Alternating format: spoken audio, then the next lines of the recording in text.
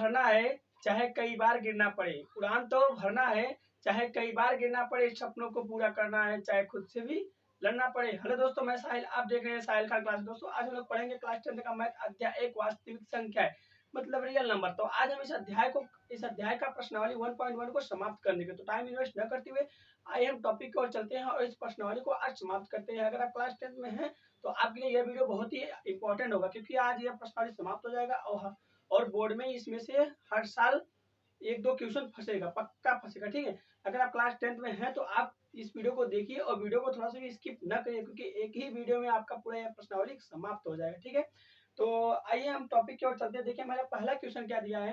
पहला क्वेश्चन बोला है कि निम्नलिखित संख्याओं का एचसीएफ ज्ञात करने के लिए यूक्लिड विभाजन एल्गोरिथ्म का प्रयोग कीजिए। तो इसमें रोमन अंक में 1 2 3 करके 3 क्वेश्चन दिया है, तो हम तीनों आपको बताते हैं पहले। ठीक है, तो देखिए पहला क्वेश्चन दिया कि 135, तो आप यहाँ पर क्वेश्चन को पढ़ लीजिए। ठीक है, देखिए 135 और 225 का एचसीएफ पूछा है, तो देखिए हम क्या इसको हल करते हैं। देखिए कैसे हल करते हैं। ठीक है, देखिए दिया है ना, देखिए दिया है 135 और 225। ठीक है, 135 और 225 दिया है। ठीक है, और इससे क्या पूछा है, 135 और 225 का एचसीएफ हमसे पूछा है। ठीक है, ठीक है, अब देखिए हम इसको कैसे हल करेंगे।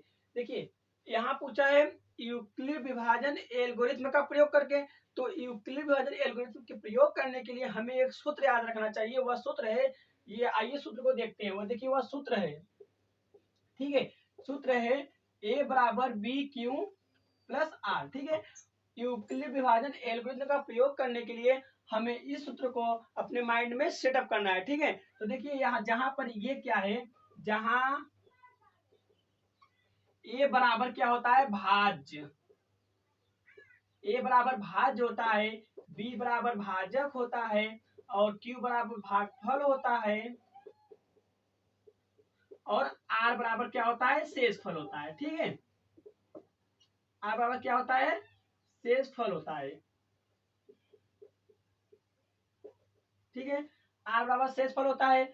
देखिए कहीं भी मतलब कहीं भी यूक्लिड विभाजन एल्गोरिथ्म का नाम आए, उस यूक्लिड विभाजन एल्गोरिथ्म के प्रयोग से यह सीएफ ज्ञात करने का नाम आए, तो आपको इस सूत्र को सबसे पहले माइंड में सेटअप कर लीजिए। और बोर्ड में हर साल इससे क्वेश्चन फंसता है, हर साल क्वेश्चन आता है। ठीक है, आप इसको तो माइंड में सेटअप कर लीजिए, क्योंकि आप बेसिक, आप अगर बेसिक आपको आपके लिए अभी बेसिक इतना बहुत ही है, क्योंकि अभी आप पढ़ना स्टार्ट करें। क्लास 10 का मैथ ये फर्स्ट चैप्टर है। ठीक है, जितना जितना इंपॉर्टेंट होगा मैं सबको बताता चला जाऊंगा। ठीक है, तो देखिए ए बराबर बी क्यू प्लस आर, जहां ए बराबर भाज्य, बी बराबर भाजक, क्यू बराबर भागफल और आर बराबर शेषफल।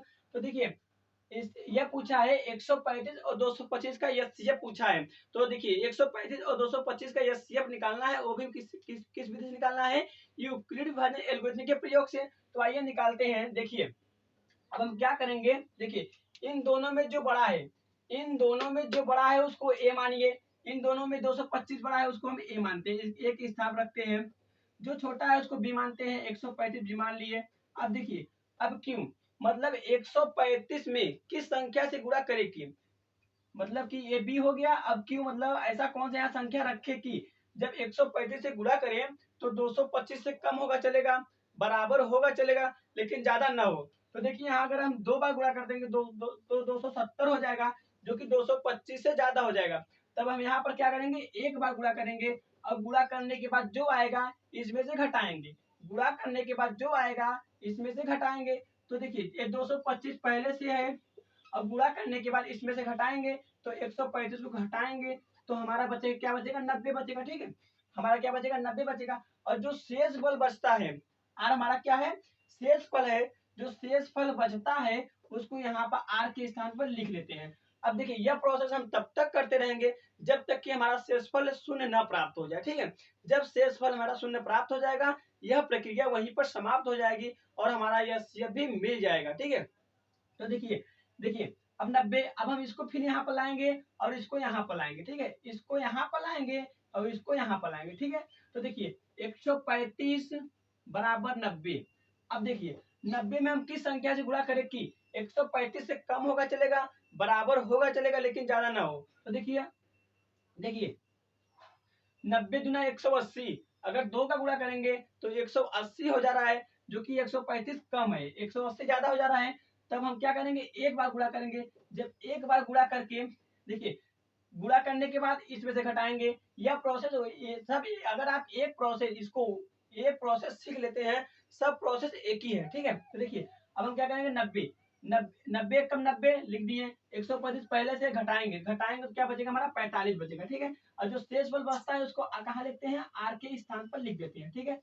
ठीक है, अब हम क्या करेंगे, फिर इसको यहाँ पर लाएंगे, क्योंकि जीरो नहीं आया, फिर इसको हम यहाँ पर लाएंगे, फिर 90 को यहाँ लाएंगे और 45 को यहाँ पर लाएंगे, ठीक है।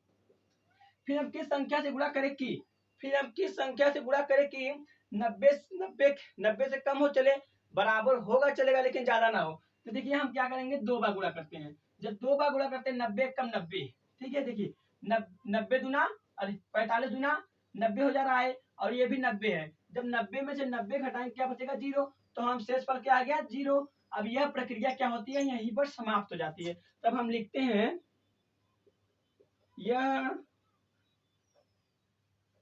यह प्रक्रिया यही समाप्त होती है, समाप्त होती है, ठीक है। यह प्रक्रिया यही समाप्त होती है। अतः 135 और 225 का एचसीएफ 135 और 225 का एचसीएफ 45 होगा।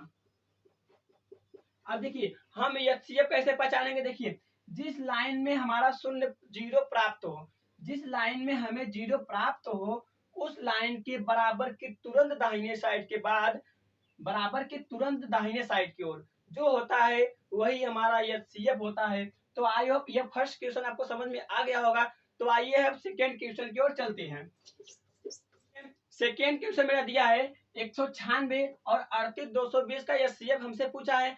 तो क्या करेंगे, जैसे फर्स्ट क्वेश्चन को लगाए थे वैसे इसको भी लगाएंगे। देखिए कैसे लगाएंगे, देखिए क्या करेंगे, इन दोनों में जो बड़ा है उसको ए मानेंगे। तो 38220 क्या है, बड़ा है, तो 38220 लिख लिए। अब जो छोटा है उसको बी मानेंगे, ठीक है, जो छोटा है उसको बी मानेंगे। तो 196 क्या है, छोटा है। अब हम क्या करेंगे, 196 में किस संख्या से गुणा करें कि 196 में किस संख्या से गुणा करें कि 38220 से कम होगा चलेगा, बराबर होगा चलेगा, लेकिन ज्यादा ना हो।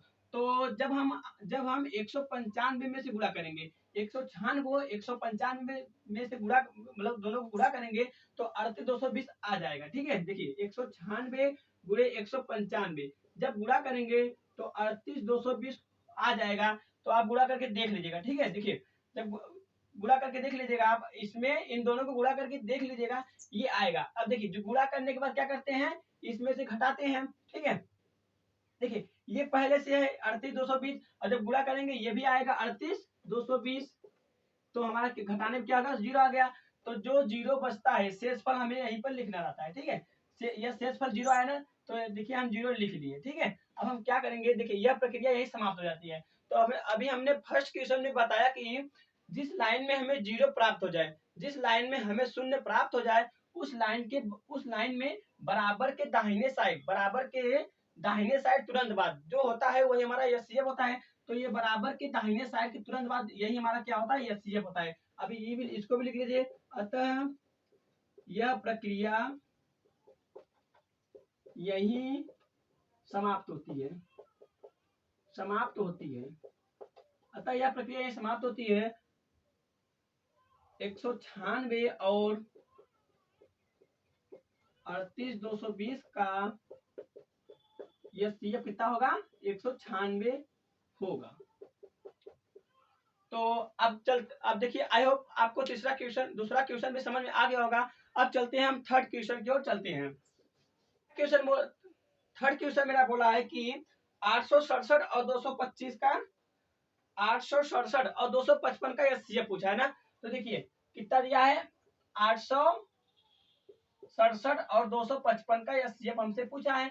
तो यह भी बहुत सरल है। देखिए इन दोनों में जो बड़ा है, ये देखिए एचसीएफ, देखिए कहीं भी पूछे आपको ये सूत्र सेटअप करना है। देखिए हम सब यही सूत्र लगा रहे हैं, ठीक है। इस सूत्र को अपने माइंड में आप सेटअप कर लीजिए, ठीक है। देखिए ए बराबर बी क्यू प्लस आर, देखिए इन दोनों में जो बड़ा है उसको ए मानिए। मैं कब से कहते आ रहा हूँ कि एचसीएफ ज्ञात करने के लिए जो बड़ा रहेगा उसको ए मानेंगे, जो छोटा रहेगा उसको बी मानेंगे।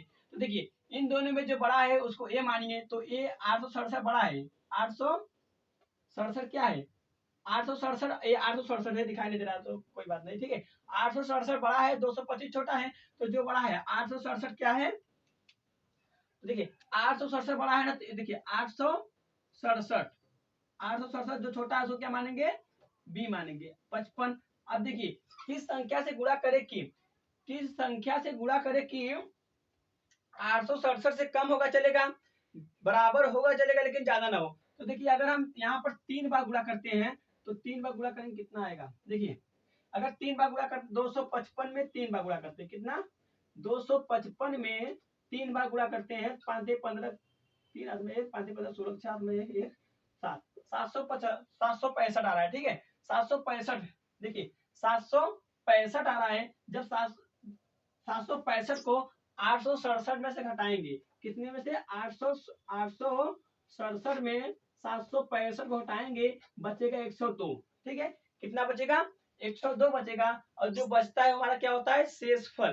तो देखिए हम यहाँ पर जो बचा इसको गुणा करें, गुणा करने के बाद इसमें से घटाएंगे, और घटाए के बाद जो आएगा वो हमारा आर का मान आएगा, मतलब शेषफल आएगा, ये इसका मान, ठीक है। ये प्लस है तो 102 बचा। अब हम क्या करेंगे? फिर इसको यहाँ पर लाएंगे, फिर इसको यहाँ पर लाएंगे, क्योंकि हमें शेषफल शून्य लाना रहता है, ठीक है।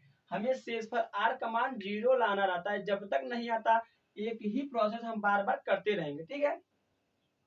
तो देखिए अब हम इसको फिर यहाँ पर लाएंगे 255 बराबर, अब हम इसको यहाँ पर लाएंगे 102। अब देखिए हम किस संख्या से गुणा करें कि 255 से कम होगा चलेगा, बराबर होगा चलेगा, लेकिन ज्यादा ना हो। तो देखिए अगर हम यहाँ पर अगर हम 2 बार गुणा कर देंगे तो 204 हो जाएगा, अगर 3 बार गुणा करेंगे 306 हो जा रहा है, ज्यादा हो जा रहा है, ठीक है। तो हम यहाँ पर 2 बार गुणा करते हैं। जब 2 बार गुणा करते हैं तो देखिए 255 पहले से है, और ये जब 2 बार गुणा करेंगे 204 हो जाएगा। कितना हो जाएगा? 204, ठीक है। देखिए गुणा करने के बाद इसमें से घटाते हैं, गुणा करने के बाद इसमें से घटाते हैं, जब घटाएंगे 255 में से 204 घटाएंगे तो हमारा बचे क्या? बचेगा 51। और जो बचता है वो आर का मान होता है। तो देखिए हम यहाँ आर का मान लिख लिए, ठीक है। देख समझ आ गया ना? ये बी है, ये क्यू है, और ये आर है, और आर का मान शेषफल मेरा लिख लिए, ठीक है। तो देखिए अब हम क्या करेंगे? अब देखिए फिर यहाँ पर देखिए अभी शेषफल आर का मान मेरा 0 नहीं आया, अभी हम इसको और आगे ये प्रोसेस और आगे करेंगे। तो देखिए फिर हम इसको यहाँ पर लाएंगे, 102 को यहाँ पर फिर लाएंगे, और क्या करेंगे? देखिए 102 को फिर लाएंगे, और फिर यहाँ पर 51 को यहाँ पर लाएंगे। अब देखिए किस संख्या से गुणा करें कि 102 से कम होगा चलेगा, बराबर होगा चलेगा, लेकिन ज्यादा ना हो। तो देखिए जब हम 2 बार गुणा करेंगे, तो देखिए जब 2 बार गुणा करेंगे तो 102 आ जा रहा है, जब घटाएंगे 0 हो जाएगा। देखिए पहले से 102 है, और जब 51 दूना 102, ठीक है। जब 0 आ गया, अब देखिए यह प्रक्रिया हमारी यही समाप्त होती है, ठीक है। यह प्रक्रिया हमारा यही समाप्त हो जाती है। अब हम लिखते हैं यह प्रक्रिया यहीं पर समाप्त होती है, अतः 867 और 255 का एचसीएफ। अभी हमने बताया ना कि जिस लाइन में 0 प्राप्त हो जाए उस लाइन के बराबर के दाहिने साइड के तुरंत बाद जो होता है हमारा एचसीएफ होता है। तो बराबर के दाहिने साइड तुरंत बाद क्या? 51, तो क्या होगा हमारा? एचसीएफ 51 होगा, ठीक है। तो आई होप आपको थर्ड क्वेश्चन भी समझ में आ गया होगा। तो आइए अब चलते हैं दूसरे